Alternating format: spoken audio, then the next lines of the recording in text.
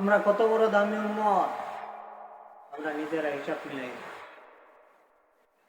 আমরা এরকম দামি উম্মত যে এই জনাবে মোহাম্মদ রাসূলুল্লাহ সাল্লাল্লাহু আলাইহি সাল্লামের উম্মত হওয়ার কারণে যদি আমরা জাহান্নামী হই, এরপরেও আমার ভাই এই নবীর সম্মানে, এই নবীর উম্মত হওয়ার কারণে, এই নবীর ইজ্জতের কারণে আল্লাহ সুবহানাহু ওয়া তাআলা আল্লাহ জাল্লা শানুহু আদেশ করবেন, হে ফেরেশতারা, আমার এই জাহান্নামী উম্মতের, নবীর উম্মতের, আমার এই জাহান্নামী বান্দার হাত বানবা না, পাও বানবা না। একে টাইমনা শেষরায় জাহান্নামে নেওয়ার দরকার নাই, একে সম্মানের সাথে হাঁটায় হাঁটায় জাহান্নামে নেওয়া যাবে। আমার ভাই, জাহান্নামের ভিতরে লক্ষ লক্ষ বছর এই নবীর উম্মত যদি থাকে, তাই চেহারার মধ্যে কোনো কালো বর্ণ দাগ করবে না। চেহারাটাকে এরকম আল্লাহ তাআলা পরিষ্কার রাখবেন। কেন রাখবেন? যে একদিন না একদিন হলেও এই চেহারাটা আল্লাহ পাকের দরবারে শ্রদ্ধা দিছি, কোনোদিন না কোনোদিন হলেও সে নামাজ পড়ছি। আজ সে যদি একটানা নামাজ পড়তো, সে যদি একটানা আল্লাহর ইবাদত বন্দেগী করতো, তাহলে জাহান্নামের আগুনের দোয়াও সে দেখতো না। আজকে সে নবীর তরিকায় না চলার কারণে, আজকে সে গুনাহ করার কারণে জাহান্নামের ভিতরে যায়ও সে কিন্তু এক্সট্রা এমন একটা দায়ী পাইছে, এটা অন্য নবীর উম্মতে পারে নাই। অন্য নবীর উম্মতকে হাত পাও বান্ধা রাখছে, কিন্তু এই নবীর উম্মতকে হাত পাও বান্ধা রাখেন নাই। এই নবীর উম্মতের চেহারা নষ্ট হয় না। এই নবীর উম্মতকে এরকমভাবে এমনভাবে রাখা হয়েছে জাহান্নামের ভিতরে, ফেরেশতারাও মায়া করিয়া, ফেরেশতারাও মহব্বত করে বলবেন, আখির নবীর উম্মত হওয়ার কারণেও কেন জাহান্নামে আনলেন? তারা জবাব দিবে, আমরা ইতিমের সাথে ভালো আচার ব্যবহার করতাম না, ইতিমের মাল আমরা মাইরা খেতাম, আর আমরা এরকম নামাজ পড়তাম না, আমরা এরকম নামাজ পড়তাম না। নামাজ না পড়ার কারণে, ইতিমের মাল মাইরা খাওয়ার কারণে, নবীর তরিকায় না চলার কারণে আজকে আমরা জাহান্নামে হয়েছি। আর যদি নবীর তরিকায় চলতাম, যদি ইতিমের মাল মাইরা না খাইতাম, যদি নামাজটা পড়তাম, তাহলে আজকে আমি জান্নাতি হয়ে যেতাম। কাজেই ফেরেশতারা তখন বলবে, ওই দিন কি তোমাদেরকে কেউ বুঝায় নাই? হ্যাঁ, বুঝাইছিল, আমরা মিথ্যা মনে করছিলাম। আমরা মনে করছিলাম এটাও কি হবে যে আল্লাহ তাআলা এই যুগের পর যুগ, কোটি কোটি বছর পরে আবার কবর থেকে জিন্দা করে উঠাবে, আবার হাসরের ময়দানে নিবে, আবার বিচার করে সেটা জান্নাত জাহান্নাম দিবে। এটা কি হয়? এটা হতে পারে? আমরা মিথ্যা মনে করতাম। আজকে তো তাই হয়েছে। আজকে তো আমাদেরকে শাস্তি দিচ্ছে, আজকে তো আমাদেরকে খুব আযাবের ভিতরে রাখছে।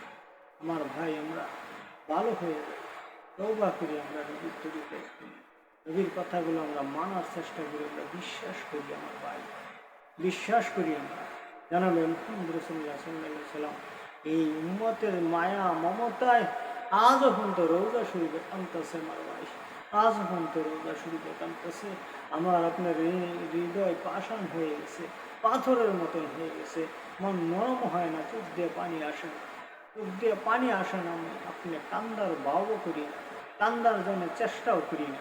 অথচ আল্লাহ রসুল জানালেন, মুহাম্মদ রাসূলুল্লাহ সাল্লাল্লাহু আলাইহি সাল্লাম বলছে যে একমাত্র জাহান্নামের আগুন নিভাইতে পারে বান্দার চোখের পানি।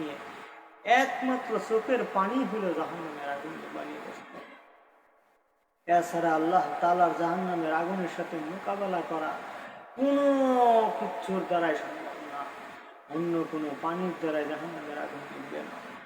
অথচ আল্লাহ তাআলা এই বান্দার চোখের পানির কত দাম, কত মূল্য দিছে জানেন? এই বান্দা যদি কোনো ওয়াজ নসিহতের কথা শুনি, যদি নবীর মহব্বতে, যদি আল্লাহর মহব্বতে দিনের রাস্তায় চলতে যায়, আর দিনের রাস্তায় ইবাদত বন্দেগী করতে যায়, আর দিনকে মহব্বত করে দিবে, কোনো না কোনো কারণে সামান্যতম একটু চোখের পানি ফেলা, নবীর মহব্বতে যদি একটু কান্দা দেয়, তাহলে এই চোখের পানিটা আল্লাহ সুবহানাহু ওয়া তাআলা, আল্লাহ জাল্লা শানুহু এরকম কুদরতি হাত দিয়ে এরকম হাতের তলায় দেয়, হাতের তলার মধ্যে করে নিয়ে জান্নাতের ভিতরে পানি করে। এই পানিটা জান্নাতের ভিতরে রেখে দেয়। আপনি আমি দুনিয়াতে এখনো জীবিত, চোখের পানিটা এরকম আল্লাহ তাআলা নিয়ে জান্নাতে রেখেছে। আপনি আমার মৃত্যু হয়ে গেলে, মরণ হয়ে গেলে, আপনি আমি এরকমভাবে যদি আযাবেও থাকি, হাসরের ময়দানে যদি এরকম আপনি আমার জাহান্নামের ঘোষণাও হয়ে যায়, আল্লাহ রসুল থাকবে জাহান্নামের দরজার দিকে বসা, আর আমাকে আপনি এরকম ডাক দিয়ে বলবেন, হে আমার উম্মত, দুনিয়াতে কি তোমার একটু আমি নবীকে মহব্বত করে, দিনকে মহব্বত করে, আল্লাহকে মহব্বত করে, কোরআনকে মহব্বত করে একটু কি তোমার চোখ দিয়ে পানি বাইরেছি না? হ্যাঁ, বাইরেছি। আমি কাঁদছিলাম, আমার চোখ দিয়ে পানি আসছিল। তো ফেরেশতাদেরকে বলবে, ওই চোখের পানিটা জান্নাত থেকে নিয়ে আসো। ফেরেশতারা ওই চোখের পানিটা জান্নাত থেকে নিয়ে আর রাসূলের হাতে যখন দিবে, আমার আপনার রাসূল জানাবে মুহাম্মদ রাসূলুল্লাহ সাল্লাল্লাহু আলাইহি ওয়াসাল্লাম, তখন ওই পানিটাকে জাহান্নামের মধ্যে ফালাই দেবে। ফালাই দেওয়ার সাথে সাথে আমার আপনার জন্য জাহান্নামের আগুন নিয়ে যাবে। আমার ভাই, এই জন্য কাঁদি বেশি, হাসি কম। আসলে আমরা তো দুনিয়ার ভিতরে এমন আনন্দ, এমন ফুর্তিতে আছি, সব সময় আমরা গান শুনতেছি, সব সময় আমরা নাচ দেখতেছি, সব সময় আমরা গেম খেলতেছি, সব সময় আমরা পাপের দিকে যাবিত হইতেছি। আমার ভাই, মনটাকে একটু বোঝান। আপনি যেই কর্মগুলো করতেছেন, এই কর্মগুলো করার কারণে নবী আপনার প্রতি অসন্তুষ্ট, ফেরেশতার আপনার প্রতি রাগ, আল্লাহ স্বয়ং রাগ। আল্লাহ যদি রাগ হয়, রাসূল যদি রাগ হয়, নবী যদি রাগ হয়, এরকম ফেরেশতারা যদি রাগ হয়, তাহলে আপনি কি করে আপনি জান্নাতে যাওয়ার আশা করতে পারেন? কি করে আশা করতে পারেন? কারণ আপনার বিরুদ্ধে আল্লাহ রাসূল যদি রাগ হয়ে থাকে, ফেরেশতারা যদি রাগ হয়ে থাকে, আপনার বিরুদ্ধে এরকমভাবে অভিযোগ আসবে, আপনি যে পাপ কাজে ছিলেন, গুনার কাজে ছিলেন, আপনি সমস্ত সৃষ্টি জগতের যত মাখলুকাতের সামনে আপনি গুনাহ করবেন, সমস্ত মাখলুকাত আপনার বিপক্ষে সাক্ষী দিবে। আপনি অপরাধ করছেন। আপনি মনে করতেছেন যে এই ঘরের ভিতরে যেখানে বসে আপনি গেম খেলতেছেন, আপনি টিকটক দেখতেছেন, আপনি গান শুনতেছেন, নাচানাচি দেখতেছেন, ওই ঘর সাক্ষী দেব, ওই জমিন সাক্ষী দেব, ওই হাত সাক্ষী দেব, ওই চোখ সাক্ষী দেব, ওই মুখ সাক্ষী দেব, ওই পাও সাক্ষী দেব আল্লাহ তাআলার কাছে আপনার অপরাধ। আর আপনার এই অপরাধ যখন আপনি এরকম প্রমাণিত হয়ে যাবে, আপনি জাহান্নামের আগুনে পড়তে হবে। এই জন্য বেশি বেশি আপনারা এরকম দুরুসুজুদ করেন, বেশি বেশি দিনের রাস্তায় এরকম মেহনত করেন, এই গুনার কাছ থেকে ছাইরা দেন। আর এই দুনিয়াতে আপনি কয়েকদিনের জন্য আল্লাহ তাআলার হুকুমে আপনি আছেন। একদিন আপনি ছিলেন না, আর একদিন আপনি থাকবেন। আজকে আছেন, এটা আল্লাহর ইচ্ছায় আছেন, আল্লাহর হুকুমে আছেন।